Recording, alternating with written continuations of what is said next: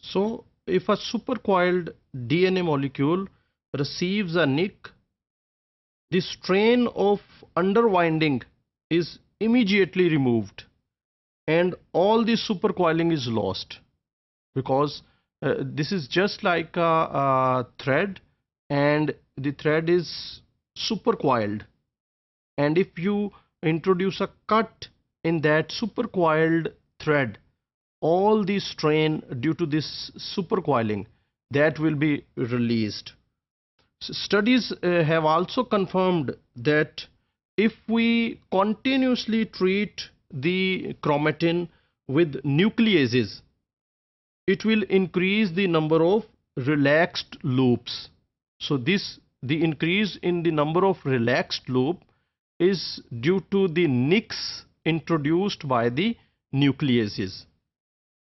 Here you can see a more clear picture of the chromatin, and in this you can see this is a relaxed loop, this is a relaxed loop, and all these are supercoiled loops, and all these loops are attached with this protein core.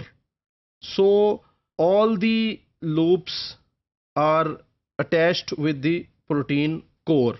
The bacterial DNA is arranged in supercoiled loops that are fastened to a central protein matrix, so that each loop is topologically independent from all the others. As you know, there is a single DNA molecule which is present in the cell, but this DNA molecule, when it is coiled and then supercoiled, all these supercoiled loops, they are attached with the central protein.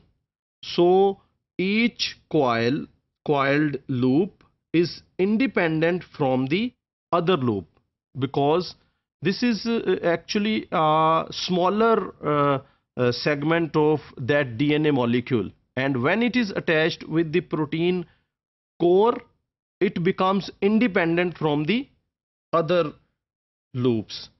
So if a nick is produced in one loop, one supercoiled loop, to relax it, this unwinding, this relaxation would have no effect on the other supercoiled loops, because each supercoiled loop is independent from the other loops. The supercoiled loops are dynamic structures which change during cell growth and division. So this nicking of the supercoiled loops is not accidental, because these loops are dynamic structures and they continuously change during the different phases of cell growth and cell division. So all these nicking and the proportion of relaxed loops and supercoiled loops, this is all programmed. This is not accidental. An E. coli's chromosome is estimated to have about 400 supercoiled loops.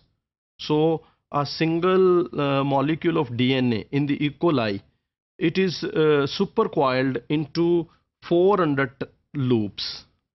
Each loop then has an average length of about 10 to 20 kilobase pairs. So each loop is 10 to 20 kilobase pairs. The DNA compaction, that is not only achieved by the supercoiling. Mainly three factors are involved in making the DNA compact and packing it in the cell, in the bacterial cell. And these three factors include the supercoiling of loops, second is the macromolecular crowding, and the third one is DNA binding proteins, which have special role to play in the compaction of DNA in a bacterial cell.